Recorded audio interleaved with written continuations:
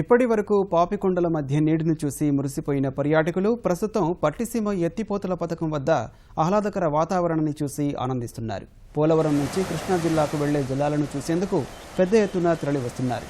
చుట్టూ పచ్చని కొండలు, గలగలా పారే గోదావరి జలాలు వీక్షకులను ఆకట్టుకుంటున్నాయి.